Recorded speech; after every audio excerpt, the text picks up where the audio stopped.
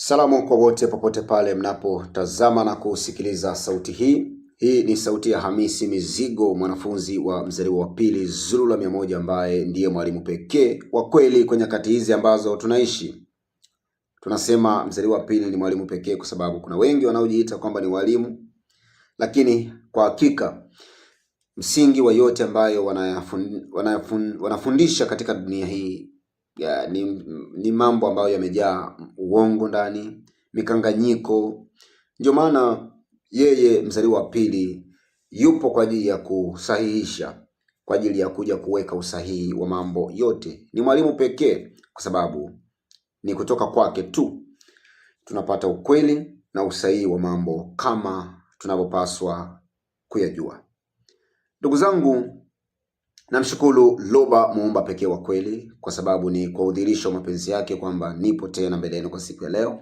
Ni kwa lengo moja tu, kuendelea kuleta mafundisho ambayo tunayapokea kila wakati kutoka kwa mzaliwa wa pili Zulu la 100. Tunaishi kipindi kizuri ndugu zangu, tunaishi wakati wa neema kubwa sana kwa sababu ni wakati huu ambao mimi na wewe ndugu yangu bado tungali katika hali inayoonekana.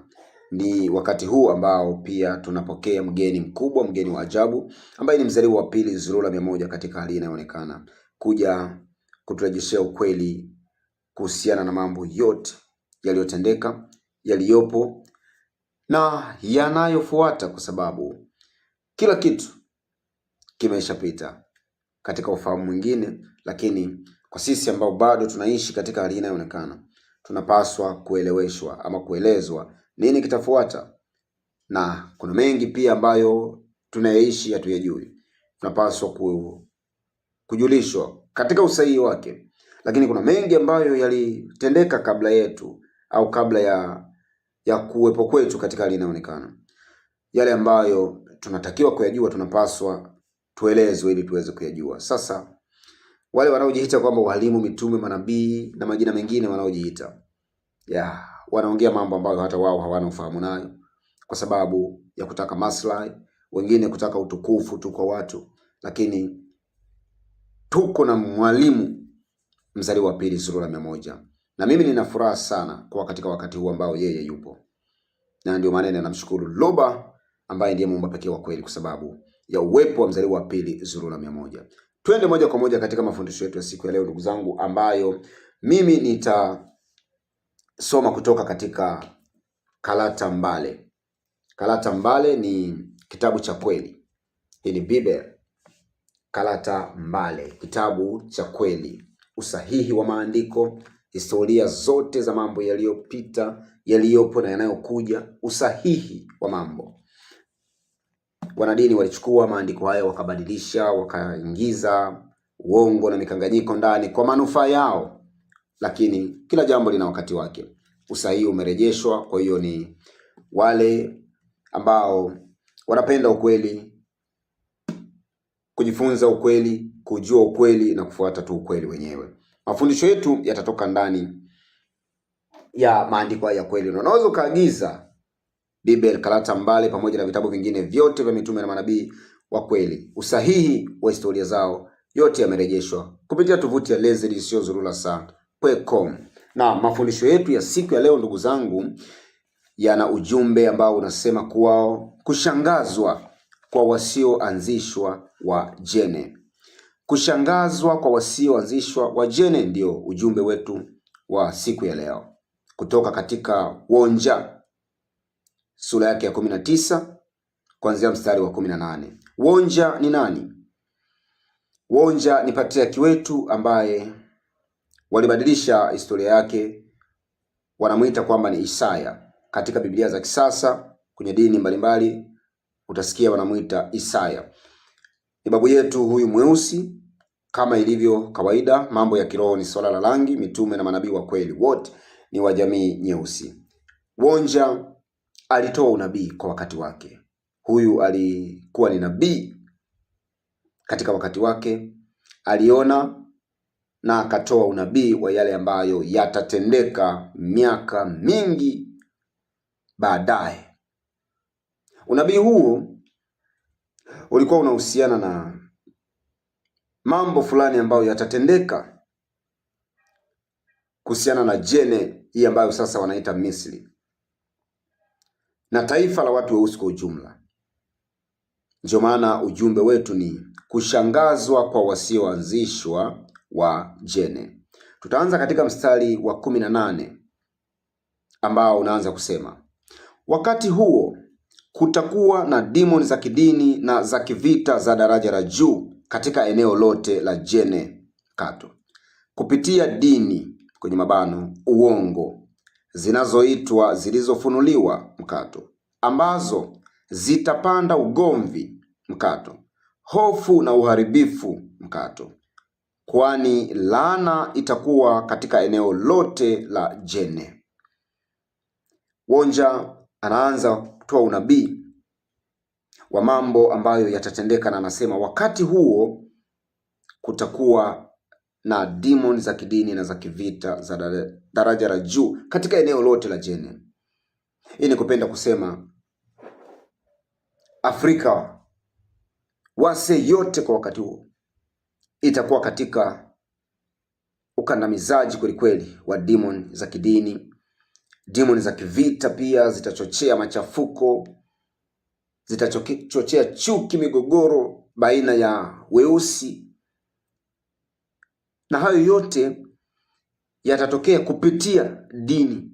Kwenye mabano ameweka uongo, kumaanisha kwamba dini ni uongo. Ndio maana mafundisho yanayotolewa katika dini zote, ndugu zangu, ni mafundisho ambayo hayana usahihi ndani yake. Ni mafundisho ambayo yamejaa uongo ndani, mikanganyiko, kwa sababu dini ni uongo. Dini ni uongo ambao unaongoza watu katika kifo cha kiroho. Wengi wanajihisi vibaya kusikia hivi, lakini kuna mengi ambayo nyinyi mnayashuhudia pia katika dini yanayotendwa na viongozi wakuu wa dini mbalimbali, ambayo yanatoa majibu ya wazi kabisa kwamba kumbe dini hakika ni uongo. Ni mambo ambayo yameundwa ili kuzubaisha watu tu, hayana ukweli, hayana kiroho ndani yake mambo ya dini. Ndio maana Wonja katika unabii anasema kwamba demoni za kidini na za kivita za daraja la juu zitakuwa zikidhibiti na kukandamiza watu katika eneo lote la Jene kupitia dini, yani kupitia mafundisho ya dini. Kupitia mafundisho ambayo yatakuwa yanaenezwa na dini, watu watakuwa wanaingia katika ukandamizaji, wanaingia katika kugombana wao kwa wao. Ndio maana kuna demoni za kivita pia nyuma yake zinatajwa hapa. Dini hii na dini hii wataonyeshana vidole, watagombana, watabaguana, watatengana kwa sababu ya udini. Ni mambo ambayo yametendeka wase, yanaendelea kutendeka mpaka wakati huu. Ni mambo ambayo Wonja aliyaona na akatabiri kwamba yatatendeka wakati fulani unaokuja, miaka ya baadaye kabisa. Anaendelea kusema ambazo zitapanda ugomvi, hofu na uharibifu, kwani laana itakuwa katika eneo lote la Jene. Dini zitapanda ugomvi, hofu na uharibifu, zitasababisha laana kuwa katika eneo lote la Jene. Ni mambo ambayo yalitendeka, tunajua, maana historia ziko wazi za mambo yaliyotendeka kuhusiana na namna dini zilivyokuja barani Afrika, namna dini zilivyoenezwa barani Afrika. Matokeo ya dini zenyewe ni migogoro, mauaji, vita, ugomvi, na zaidi sana ujinga wa kupindukia katika bara la Afrika, kufanya watu kuwa wajinga, kufanya watu kuwa dhaifu, ukandamizaji wa hali ya juu sana. Haya yote ni Patriarch Wonja aliyaona na akatoa unabii kwamba yatatendeka. Hizi ni alama anazoeleza kuhusiana na unabii huu. Mstari wa 19 Wonja aliendelea kusema, wakati huo huo kutakuwa na sanamu za kale za pyramid na uwakilishi wa uongo wa demon katika eneo la Jene. kutakuwa na sanamu za kale za piramidi. Wakati mambo hayo yatakapokuwa yanatokea, zitakuwepo sanamu za piramidi za zamani kabisa, kama alama ya unabii huu ambao Wonja alikuwa akisema. Lakini pia anasema kutakuwa na uwakilishi wa uongo wa demon katika eneo hilo la Jene. Tutapata ufafanuzi katika mstari unaofuata ambao ni mstari wa 20 unaosema, zitatumika kama ishara na ushuhuda katika eneo la Jene, wakiwa wametembelewa kwa siri rohoni mwao na neno linalokomboa mkato. Watamlilia Loba kwa sababu ya demon za kidini na za kivita za daraja la juu, mkato, ukandamizaji wa wazungu na damu mchanganyiko, kwenye mabano wametisi. Kupitia udhihirisho wa neema yake, Loba atawatumia Mwokozi mkuu, mkato, kuna mabano, mkubwa wa wawili. Kabla ya sanamu za zamani za pyramid na uwakilishi wa uongo wa demon Sphinx katika eneo la Jene, mkato, na mtetezi mkuu, kwenye mabano wa pili. Baada ya sanamu za zamani za pyramid na uwakilishi wa uongo wa demon Sphinx katika eneo la Jene ili kuwaokoa. Katika mstari huu wa 20 tunaona umetoa unabii huu katika vipengele viwili. Tunaona Patia Kiwonja hapa alitoa unabii katika vipengele viwili. Kipengele cha kwanza, baada ya taifa la watu weusi kujikuta katika ukandamizaji wa mafundisho ya kidini ambayo yatakuwa yametawala katika bara kwa wakati huo, watajikuta katika ukandamizaji wa demoni za kidini, watajikuta katika machafuko kupitia demoni za kivita, watajikuta wako chini ya utawala wa wazungu na damu mchanganyiko. Na hapa anasema kupitia udhihirisho wa neema yake Loba atawatumia Mwokozi mkuu, yaani mkubwa wa wawili, mzaliwa wa kwanza, ambaye ni Kristo wa kweli, ambaye ni Jokisabe, ambaye historia yake ilichukuliwa ikabadilishwa ikaingizwa kwa mhusika wa uongo ambaye hajawahi kuwepo, watakayemwita Yesu, Jesus, ambaye ni mmoja kati ya makristo wa uongo. Watapachika historia ya Jokisabe, Kristo wa kweli, kwa mhusika huyo baada ya kuiharibu na kuondoa uhalisia wake. Katika unabii huu sehemu yake ya kwanza inamhusu Jokisabe ambaye ni Kristo wa kweli, mzaliwa wa kwanza. Na Wonja alitoa unabii kwamba wakati wa kujidhihirisha kwake ilikuja kuleta ukombozi kwa taifa la watu weusi ambao watajikuta katika ukandamizaji, watajikuta katika mikanganyiko. Hii itatokea kabla ya sanamu za zamani za pyramid na uwakilishi wa uongo wa demon Sphinx katika eneo la Jene. Kuhusiana na Kristo wa kweli, mzaliwa wa kwanza Jokisabe, kuja kuleta ukombozi, kuja kuleta fundisho linalokomboa kwenye maisha ya watu weusi kwanza, kwa wakati wake, itatendeka kabla ya pyramids ambazo mpaka sasa hivi sisi tunaziona ziko pale Misri. Kabla ya uwakilishi wa uongo wa demon Sphinx. Uwakilishi wa uongo manake nini? Manake kuna uwakilishi halisi kuhusiana na demon hiyo Sphinx, lakini alama hii itakayo kuwepo itakuwa ni uwakilishi wa uongo, sio uhalisia wa demon hiyo Sphinx ilivyo. Utakuwa ni uwakilishi wa uongo. Haya mambo yatatendeka kabla ya sanamu za pyramid za zamani kabisa, na uwakilishi wa uongo wa demon Sphinx pale Jene, ambayo sasa hivi wanaita Misri, wakati wa mzaliwa wa kwanza Kristo wa kweli Jokisabe. Sehemu ya pili ya unabii ambao Uonja aliutoa ni kuhusiana na mzaliwa wa pili ambaye hapa ametambulishwa kama mtetezi mkuu. Katika mstari wa 20 Uonja akasema, na mtetezi mkuu kwenye mabano wa pili, baada ya sanamu za zamani za pyramid na uwakilishi wa uongo wa demon Sphinx katika eneo la Jene ili kuwaokoa. Maana yake ni nini ndugu zangu?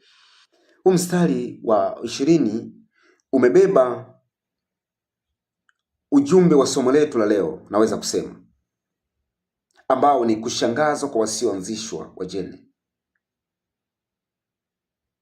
Maana mimi ninayezungumza mbele yenu pamoja na wewe ambaye unasikia haya ninayozungumza, sisi moja kwa moja tunajikuta katika sehemu ya pili ya unabii huu ambao Uonja aliutoa. Ndugu zangu, hapa hatusomi masimulizi. Ndio maana hatupo katika mambo ya kusema nilisikia sauti, si Mungu aliniambia. Tupo katika uhalisia ndugu zangu. Tunasoma maandiko ambayo patriarki wetu huyu Uonja, ambaye walibadilisha jina lake wakasema ni Isaya, aliyatabiri mabilioni na mabilioni ya miaka iliyopita. Miaka mingi iliyopita alitoa huu nabii Uonja ambao watasema ni Isaya. Alieleza mambo ambayo yatatokea baadaye sana. Sehemu ya kwanza ya unabii aliyotoa ulitimia wakati mimi na wewe bado hatupo katika hali inayoonekana. Unahusisha mzaliwa wa kwanza Kristo wa kweli ambaye ni Jokisabe. Alileta kombozi kwa taifa wakati wake, lakini mengi yakapitika.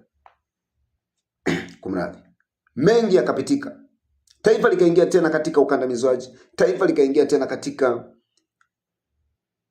udanganyifu kupitia mafundisho ya dini mbalimbali ambazo zipo katika hali inayoonekana, ambazo zinaitwa kwamba zimefunuliwa.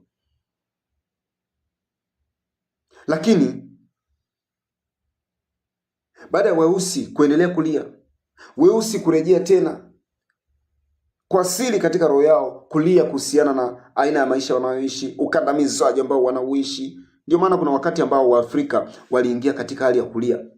Roho yao ilikuwa inalalamika kwa siri, mbona Mungu ametuacha? Mbona Afrika imetelekezwa? Mbona Afrika sisi hatuna Mungu? Namna gani tunaishi katika matatizo?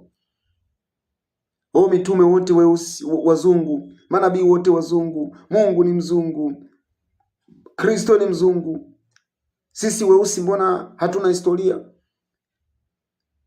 Kuna weusi ambao walikuwa wanalia, wanatoa manunguniko ya namna hii, lakini katika siri roho yao ilikuwa inalia.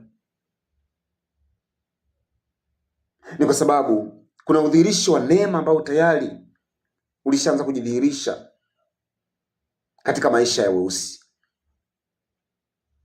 Ndipo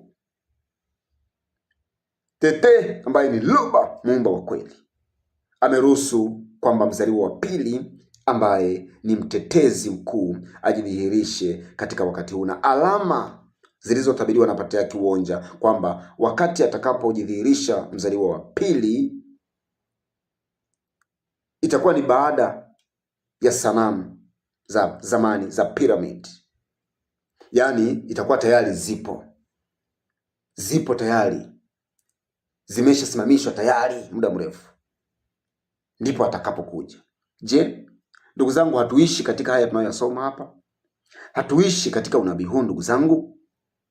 Ndio maana nasema hatuzungumzi mambo ya kwamba nilisikia sauti, si Mungu aliniambia. Tunaishi mambo ambayo ni uhalisia ndugu zangu. Haya tunayosoma hapa, sisi tupo ndani ya unabii wenyewe. Demon Sphinx, huo uwakilishi wa uongo ambao patriarki Uonja aliutabiri, ni ile sanamu kubwa ambalo liko pale Misri la simba mkubwa ambaye kichwa chake ni kichwa cha mwanadamu, amekaa namna hii. Hii sanamu iko pale Misri.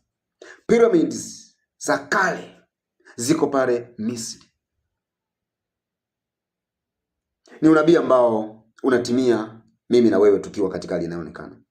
Tuko ndani ya unabii, tunasoma mambo ambayo sisi ni mashuhuda. Ndugu zangu, ni furaha ya namna gani kuwa katika wakati huu eti? Ni neema ya namna gani kuwa katika wakati huu kusikia haya tunayosikia ndugu zangu? Hata kama umedhibitiwa na uongo kwa namna gani ndugu yangu, una sababu zipi za kuja kupinga kwamba huu sio ukweli? Mabilioni ya miaka mambo haya yalitabiriwa na tunasoma haya alafu tunayashuhudia kwa macho yetu.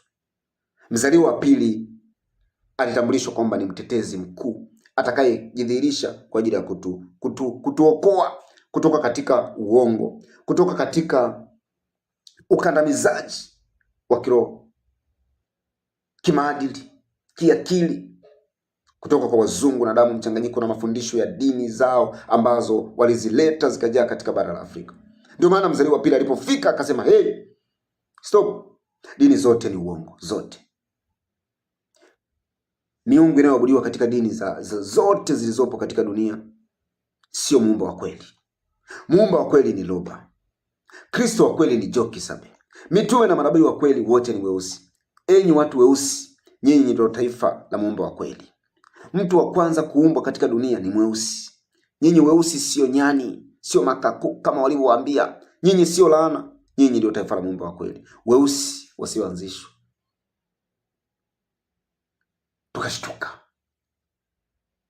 wakabaki kushangaa, huyu ni nani? Ametoka wapi?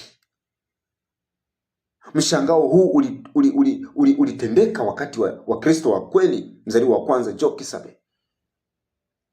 Waliposikia anayoyafundisha, waliposikia maneno yanayotoka kwenye kinywa chake, walishtuka, walishangazwa nayo.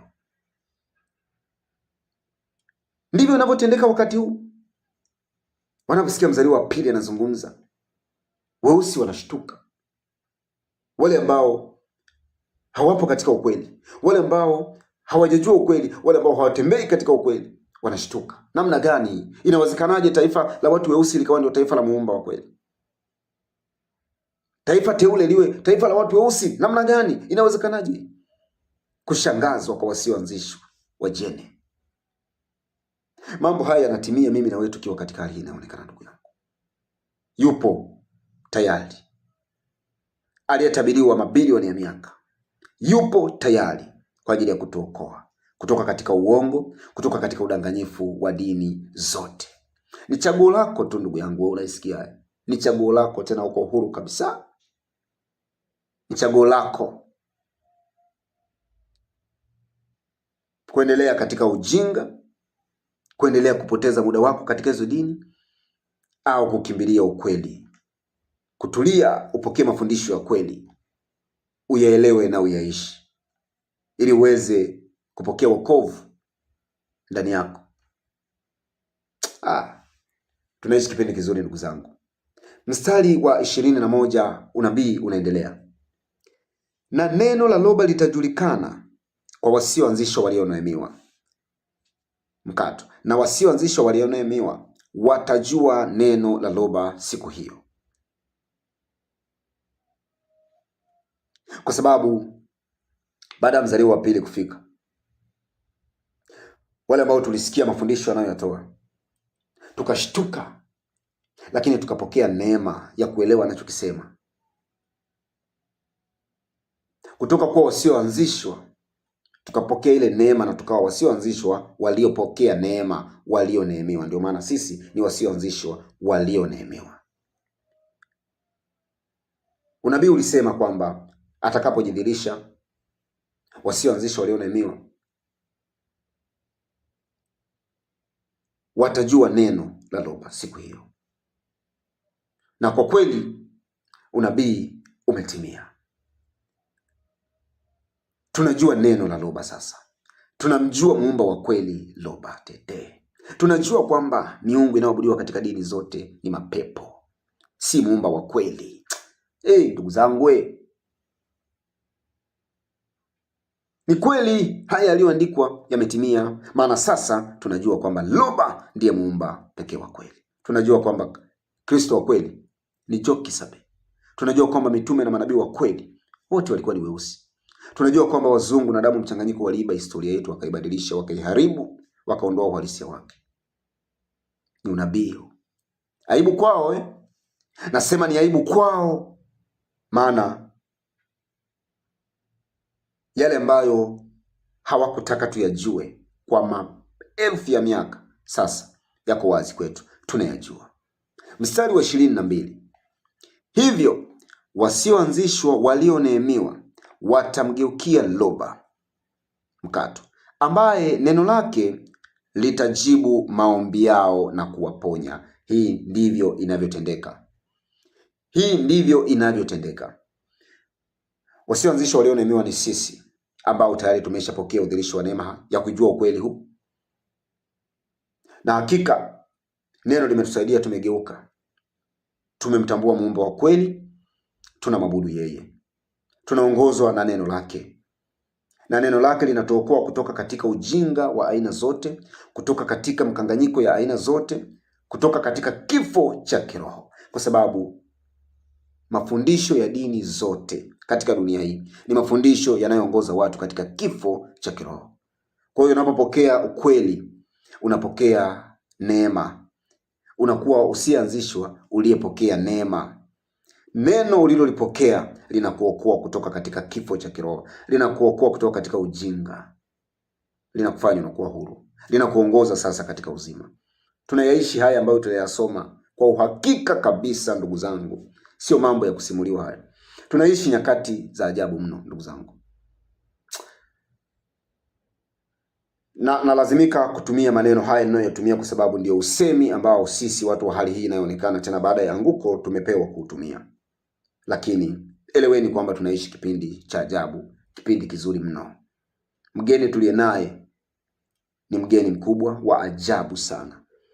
Mabilioni ya miaka uonja alitoa unabii kuhusiana na uwepo wa mzaliwa wa pili, baada ya sanamu za zamani za pyramid, baada ya uwakilishi wa uongo wa demon sphinx. Yote haya tunayoshuhudia sisi ni mashuhuda. Haya tunayoyasoma yote ndiyo tunayoyaishi kwa wakati huu, ndugu zangu. Ni neema kubwa sana ambayo tuko nayo. Ndio maana anasema utukufu ni kwa Loba ambaye ndiye muumba pekee wa kweli. Mstari wa 23, Wonja anaendelea kusema, wakati huo huo mkato, kutakuwa na barabara kutoka Jene hadi Namara. Namara wataenda Jene mkato, na Jene hadi Namara, na Jene pamoja na Namara watamtumikia Loba. Hii ni kumaanisha nini? Kwamba wakati huo kutakuwa na barabara. Ni miaka ya hivi karibuni. Nitasema hii kidogo kwa sababu mimi niko Afrika Mashariki, niko Wasejedu, Tanzania. Ni miaka tu ya hivi karibuni ambapo serikali ya nchi ambayo mimi napatikana ilikuwa inafanya mazungumzo na serikali ya Jene pale Misri,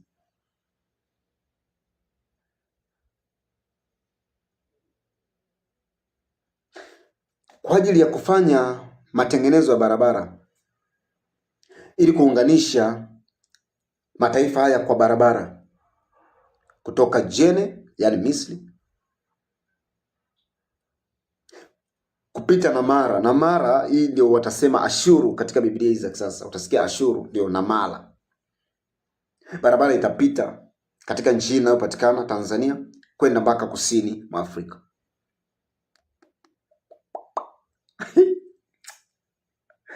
Viongozi wa nchi hizi, wakuu wa nchi zetu, kuna mambo wanayafanya ambayo hata wao hawaelewi kwa nini wanafanya, lakini wanafanya kutimiza unabii bila wao kujua. Ni unabii ambao ulitabiriwa mabilioni ya miaka, leo yanakuja kutendeka, alafu sisi tunayashuhudia. Ndugu zangu, ndio maana ninakuwa najihisi furaha ninaposoma haya na kuyaeleza haya, maana ni muda mzuri ambao tunaishi, ndugu zangu, na tena ni neema kubwa sana ambayo tuko nayo. Neno litusaidie kabisa tuyapenye haya vizuri na kuthamini kabisa neema hii ambayo tuko nayo, kutambua kipindi ambacho tunaishi, kuyapokea haya ambayo tumeletewa katika kipindi hiki na kuyaishi kwa uaminifu tu. Huo ndio wajibu wetu ndugu zangu. Mstari wa 24 unaendelea kusema, wakati huo huo Tombwanebila atakuwa watatu kuungana kiroho na Jene na Namala, na watu hawa watakuwa sababu ya baraka kutoka agizo kuu la vitu. Tombwanebila ni nani tena? Tombwanebila ndio yule ambaye watasema Israeli. Israeli ni Tombwanebila. Atakuwa watatu kuungana kiroho na Jene na Namala. Hii ni kupenda kumaanisha nini? Hii ni kupenda kumaanisha nini? Wakati wa udhihirisho wa mzaliwa wa pili katika hali inayoonekana, kupitia mafundisho ambayo atayaleta, kupitia maarifa, mwanga atakaoleta, utaunganisha mataifa ya watu weusi. Itaunganisha mataifa ya watu weusi kiroho, kwa sababu mtu mweusi ni mmoja tu. Watu weusi ni dini zio zinatubagua, ni dini ndio zinatutenganisha na kutugawanya, lakini mtu mweusi sisi ni mmoja. Kuna mataifa ya Afrika ambayo wanasema sisi ni taifa la Kiislamu, taifa la Kikristo. Udini ulikuja kwa lengo la kutugawa, lakini weusi sisi ni mtu mmoja. Ndio maana unabii ulishaelezwa kwamba wakati tutakapopokea urejesho, utambulisho wetu, tutaunganishwa tena na kwa kitu kimoja. Tutaungana kiroho. Na sehemu ya watu weusi ambayo itapokea neema ya kujua ukweli mapema, hao ndio watakuwa sababu ya baraka kutoka agizo kuu la vitu. Yaani hao ndio watakuwa mwanga kwa weusi wenzao duniani kote. Ndio maana hapa unabii ulisema watakuwa sababu ya baraka kutoka agizo kuu la vitu. Yaani ikiwa sasa ulimwengu wa kiroho utarejesha baraka kwa taifa, utarejesha ukaribu kwa taifa la watu weusi, ni kwa sababu Jene ambaye alikuwa katika ukandamizaji na katika upotofu wa kupindukia, Tombwanebila ambaye watasema ni Israeli, huyu ambaye ni atakuwa watatu kuungana kiroho na pamoja na Namara ambaye watasema Ashuru. Hawa watakuwa sababu ya baraka kutoka agizo kuu la vitu. Yaani wao ndio watakuwa mwanga kwa weusi wenzao sehemu mbalimbali duniani. Hivyo kupitia hawa ukweli unaenea duniani kote na weusi wanarejea katika ufahamu ambao ni mzuri kulingana na ukweli. Katika mstari wa 25 ambao ni mstari wetu wa mwisho, unasema Mutatedi atawabariki tena, akisema atawabariki tena. Maana yake alishawabariki. Wase, udongo tunaoishi Afrika, udongo uliobarikiwa, ni udongo wenye kila aina ya kitu kinachohitajika kwa ajili ya mtu kuishi. Hizi ni baraka ambazo Mutatedi kama kaka yetu wa kiroho alishatangaza ziwe. Lakini kwa sababu ya uasi, kwa sababu ya upotofu, kwa sababu ya kukubali dini na mafundisho yanayopinga ukweli, Mutatedi aliondoa ulinzi kwa taifa. Taifa likaingia katika mapito ambayo lilipitia, likaingia katika adhabu ambazo lilipitia. Na sasa baada ya kupokea udhihirisho wa neema, taifa likarejea katika kumjua Muumba wa kweli, likarejea katika kumwabudu Muumba wa kweli. Mutatedi atatangaza baraka tena kwa taifa, akisema mbarikiwe Jene, watu wa Loba kwenye mabano wa jamii nyeusi,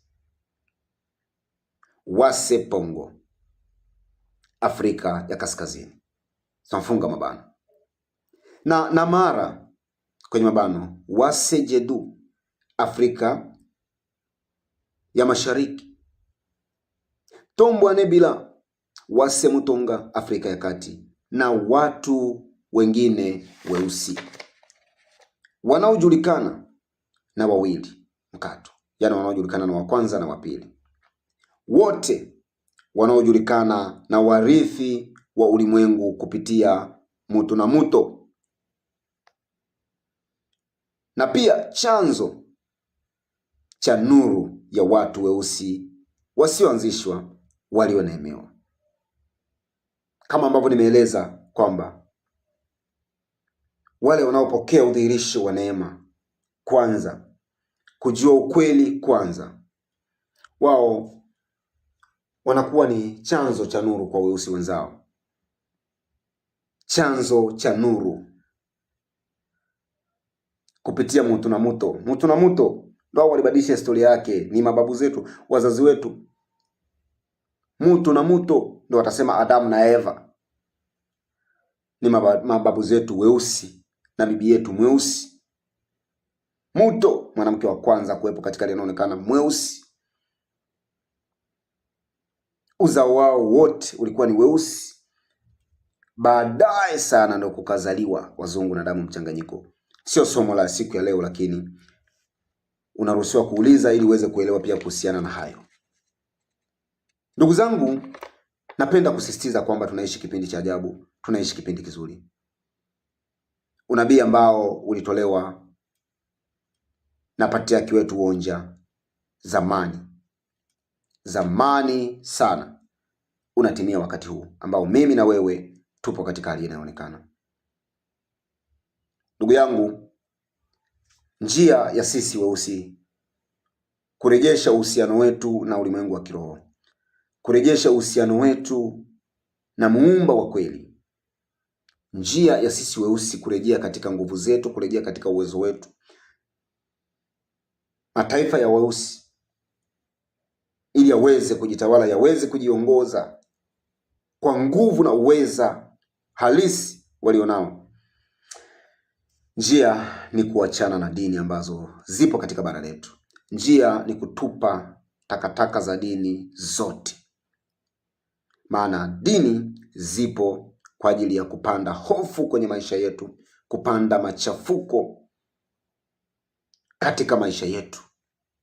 Dini zipo kwa ajili ya kupanda vurugu kwenye maisha yetu, kwa sababu dini ndio uongo halisi. Ikiwa kuna ugomvi barani Afrika, ikiwa hofu zimejaa kwenye mioyo ya watu, ikiwa uharibifu umejaa katika bara letu la Afrika, ni kwa sababu ya dini. Ni kwa sababu ya dini ambazo wanaita kwamba zimefunuliwa. Dini ambazo yaliyojaa ndani ya hizo dini, nyote kwa nyakati hizi ni mashuhuda. Wanaosikia wanasikia, wenye uwezo wa kuona wanaona. Amkeni weusi wenzangu, amkeni wa Afrika, tokeni katika dini zote, rejeeni katika ukweli. Huu ni unabii uliotolewa mabilioni na mabilioni na mabilioni ya miaka. Tunasoma haya ambayo leo hii mimi na wewe ndugu yangu tunayaishi. Neema ya namna gani tulionayo? Mimi ni mtu huru, nimeijua kweli, imeniweka huru. Anasema Loba, muumba pekee wa kweli, anaendelea kujitukuza kila wakati.